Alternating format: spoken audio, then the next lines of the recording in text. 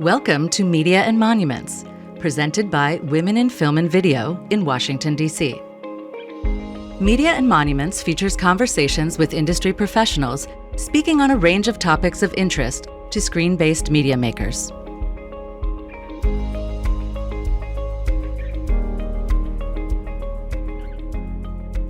Ultra-Orthodox women living in Israel are seeking to have their voices heard through the political system in the award-winning Israeli documentary entitled Women of Valor. The film follows the odyssey of Esty as she pushes to change the law for Haredi women to be an elected representative and serve in the Knesset, which is forbidden. All the while, she follows her Orthodox lifestyle. I'm your host, Sandra Abrams, and in this episode, I'm chatting with the director and writer, Anna Somershaf. Let me tell you a little bit about Anna. Anna Somershaf is an Israeli documentary filmmaker and producer born in Moscow and immigrated to Tel Aviv in her childhood. Her films deal with social political burning issues. She's the director and producer of this film, and we are delighted to be speaking with her. Among her previous projects as a director is Jihad Now, a TV series about global jihad, and Holy Land, documentary about a Guyana pastor of migrant workers. In addition to her filmmaking activity, she also teaches documentary and research at the cinema department at Beit Bert. I'm probably not pronouncing that right.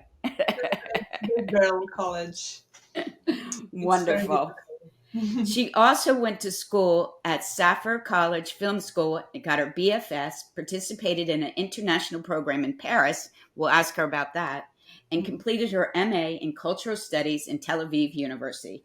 Welcome, Anna, to Media and Monuments. Thank you, Sandra. So good to be here with you.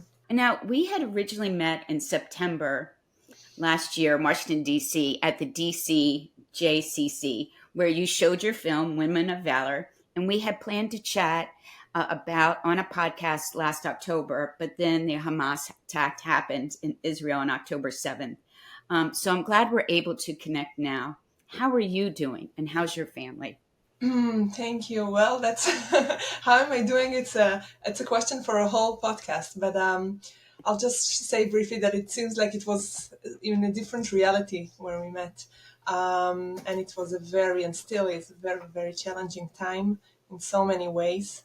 But we're okay, and our close family and friends are alive, so that's a lot in these days. Yeah, and it was very hard. The first month was even like I couldn't really imagine how can we talk about art, how can we talk about films. It's like everything stopped, and as time went by and the shock levels got a little bit more, I don't know, we get used to everything. It's very, very sad.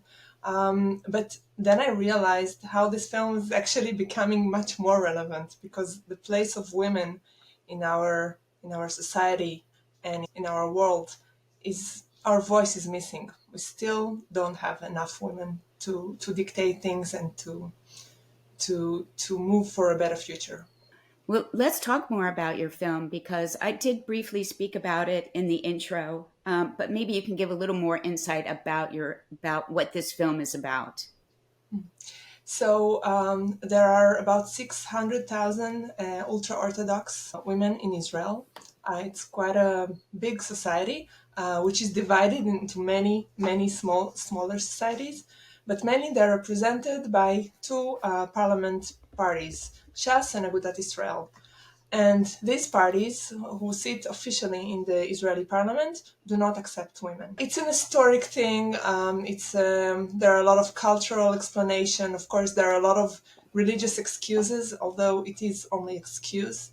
Nowadays, ultra-Orthodox women are everywhere. They study, they provide, they work, they do everything. So the fact that they are not represented, it's something you cannot imagine how it's possible in 2024.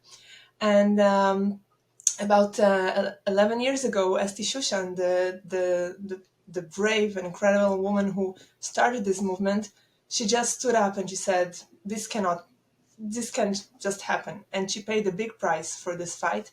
And the film actually documents this journey. I was with them for 5 years, and I documented how more and more brave women joined this struggle, what prices they paid, and eventually the baby steps that they did to open up and to prepare for a better future for their daughters, hopefully, and maybe granddaughters.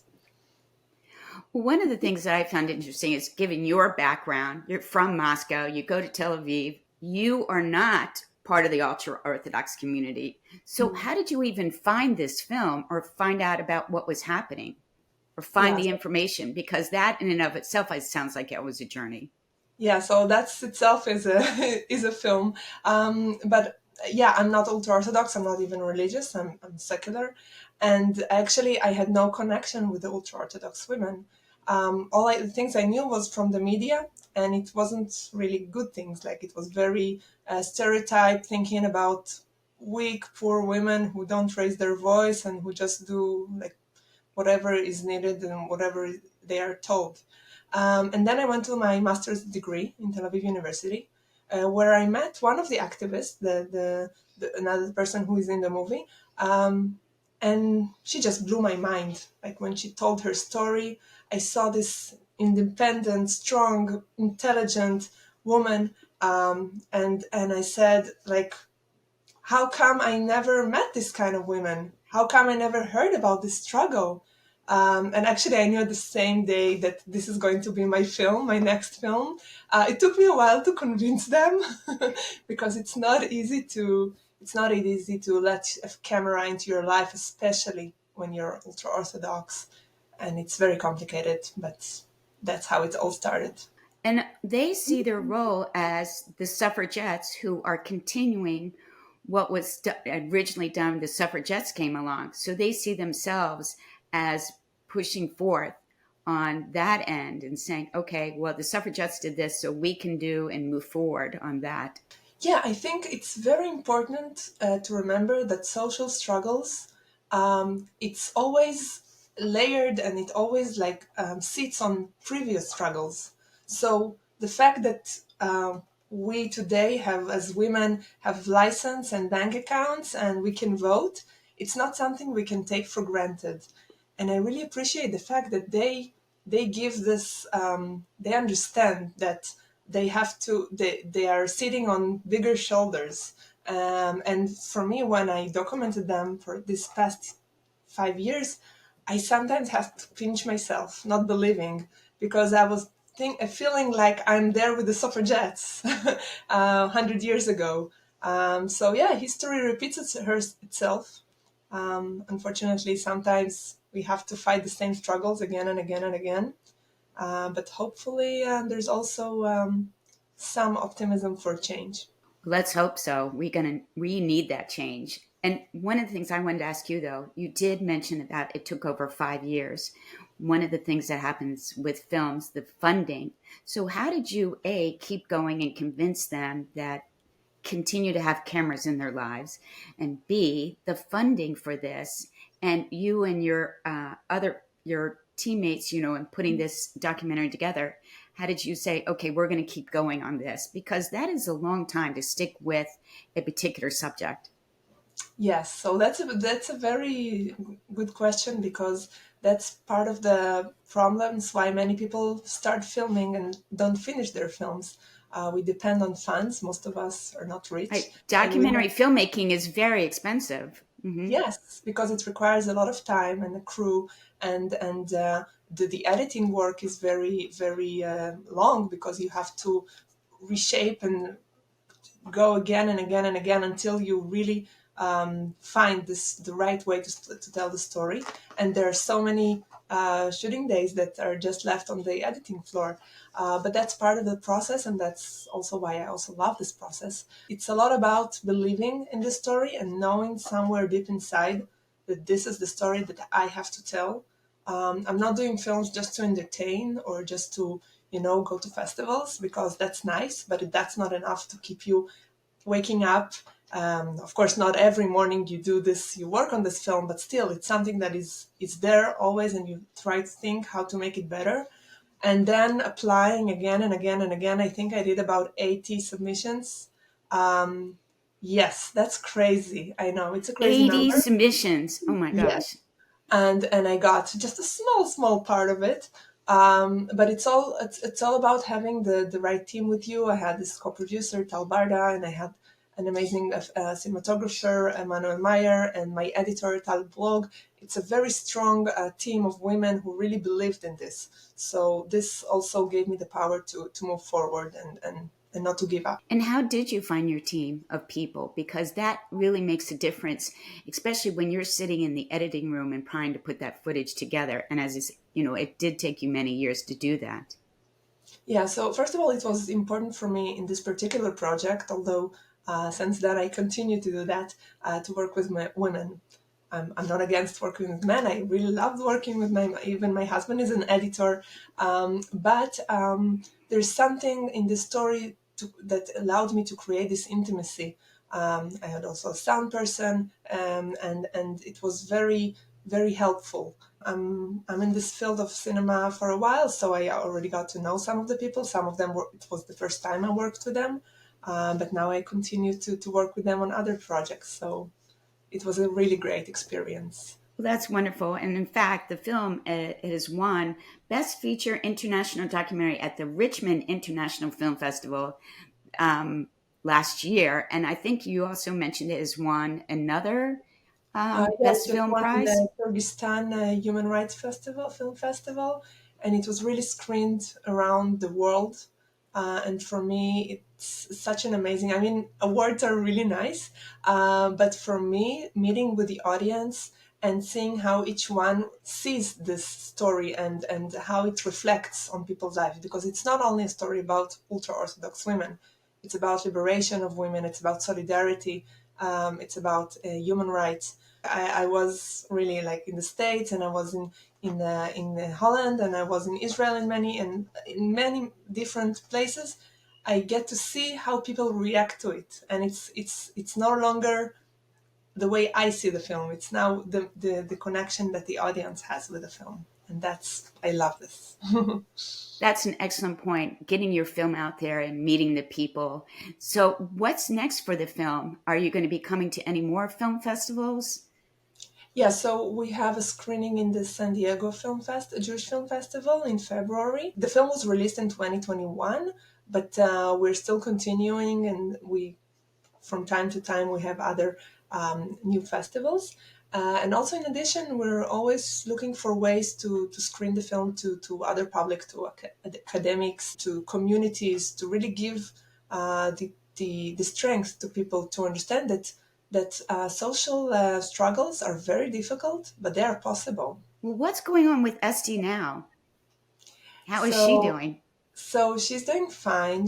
I mean, relatively, because her son is also in the reserve duties, and it's not easy. She's very talented person, and it's only 1% of her talents that got into the film, because she just directed a fiction film actually. Yeah. Oh, so So she became a director. yes, That's she was. fantastic. Wonderful for She her. was she did study cinema before she met me, but and so I can't take the credit for it. But she did a fiction film, which is also talks about very interesting and important issues inside the Orthodox community. She also writes poetry and many other things. But among others, I think in this time, she she she understood that there is this distance inside the Israeli community between the ultra Orthodox and the secular community, because ultra Orthodox usually don't go to the army, and they're usually having their own communities, and there's a lot of sometimes ignorance, but also hatred between the groups. I think that what the government is usually trying to do is just to separate us and divide us. So we won't all understand that we're actually facing the same problems, and that we won't unite. So what she did was arranging many ultra Orthodox women to help just after the seventh to help with preparing things for the army, for preparing things for citizens, for arranging food and clothes, and just coming all together. which is something that we saw in the whole Israeli society after this terrible massacre, that people came together and said, we're not trusting anyone to save us. We need to find our own solutions and to help each other. So in many ways, this movement has helped her expand beyond what she was originally doing with her life, and also helped her find her voice. And hopefully other people will see this film in that community, but around the world, and say, oh, well, if she can do that in the ultra-Orthodox community, we can do that in our community. And that's just such a beautiful message that you're putting out there with your film. It's really fantastic. Thank you. I'm an optimistic person, and I usually try to bring optimism. And I have to say that along the way, I heard so many people saying, "But do they have any chance?" And I have to admit that after all this time, I know that they will manage, and we can definitely learn from them, and also to help them, because it's not only their problem; it's my problem as an Israeli secular woman whose place in this world is not secured. It also influences me, the fact that there are so many chairs in the Israeli parliament, or even in the city halls, that are not secured for women. What I wanted to just circle back now, you went to school, not film school, not in the United States. And we have many people who go, oh, I went to NYU and I went here in the United States for film school. Tell us about your experience going to film school in Israel. And then you did a program in Paris as well. And how did that shape your filmmaking? Um, I went to film school in Sderot. I guess now everybody heard about this city. And it was really a lovely experience. The sense of community and the sense of you're living there with this beautiful nature in the south, and you're just trying to connect to communities that you're less familiar with. I'm from Tel Aviv, from the big city, so here it's like pretty much, like a modern international place, but then you get to meet different people, and to try and make cinema that really sees people and really make a change. So that's something that I came with to my studies, but it also developed a lot during my studies there. I also met my husband there, so it's a nice extra touch. Yeah, and then I had this amazing opportunity to make one semester in Paris in the FAMIS Film School, which is one of the biggest film schools, most important one in France. So again, it being thrown to a different culture, different language. It was also, and meeting people from all over the world. There were people from really so many countries there. And also we didn't talk about it a lot, but I'm also an immigrant. So I think the fact that I came here when I was little, I was always feeling Israeli, but I also looked at the society and at cultures a little bit also from outside. So for me, being a filmmaker it allows me to really look at all these places, all these cultures, all these people, all these points of view, and bringing them to the public, because sometimes we just don't see, we just don't look, we just don't know that it exists. It sounds like good advice that you're giving to people who are filmmakers or want to be filmmakers. Any other advice that you would offer to them in starting a project such, if they say, I want to do a documentary film? Patience, be patient. And this is something that is very hard for me also sometimes. But when you set your goal, you just have to keep your eyes on it. And sometimes it looks impossible, but then you take a step back and you then try to find another way. If the door is closed, then you come from the window, right? And surrounding yourself with great, great people who will encourage you, who will help you, and who will also sometimes question or make you think better about things you do, or things you say. Not to take anything for granted. And maybe I would also say that it's important to know what you want, but also be open, because reality is like I call it the gods of film, of documentaries. Like, you can never imagine what happened, what will happen. So sometimes you also have to be open enough to see the opportunities that are coming to your direction. That's what I felt like when watching your film, that you didn't know what would happen and the twists and turns that I saw. I was like, wow, had you stopped filming after a year or two, then you would not have seen the road and the path that the different people went on. And I thought that's what made your film so beautiful and why I loved it so much. Thank you so much. Although, you know that it's funny because some of the things that happen in the film I wrote because we have to write a script to submit to fans. So you can, if you look at my first submissions, there were all the elements. I just didn't know how it will come out, but when it's something magical, really. I can't explain it. So you have some script idea, but there are elements of surprise. Is that what you're saying goes along? Mm-hmm. Yes, you know where you. It depends on the kind of the film. This kind of film it's really depends on the movement and on reality, right? If I'm doing a film about something that already historical that already happened, maybe it will be easier for me to shape the narrative. But yeah, of course, I have to show that I know I know how I would like to tell the story, even if eventually the story will be different. So what are you doing now? Is there a particular script that you're working on? Is a particular film development that's happening? Yeah, so I'm actually working on two new films, documentaries as a director, which is crazy because usually you develop something, you film something, you're in post production, but now it's like all together, but it's very exciting. Both projects related to women as well. Yay! Yeah, I mean, this our stories are so interesting and they're not told enough. It's not that I decided I will only tell stories of women, but they're so powerful, um, and we need to speak out up, and we need to be heard because sometimes we have really important things to say. Yeah, so shortly I'll say that one project is about the women in Israeli society from the establishment of Israel through the eyes of a women magazine that is still until today exists. It's called Leisha, for the woman, and it's fascinating. It's really a historic, very very interesting project. And the other very exciting project that I'm working on is about mostly women, but of course there are also men there, from an organization called United Atzala, who are volunteers and they save people's lives. So Oh, that sounds it's, so wonderful. That's great.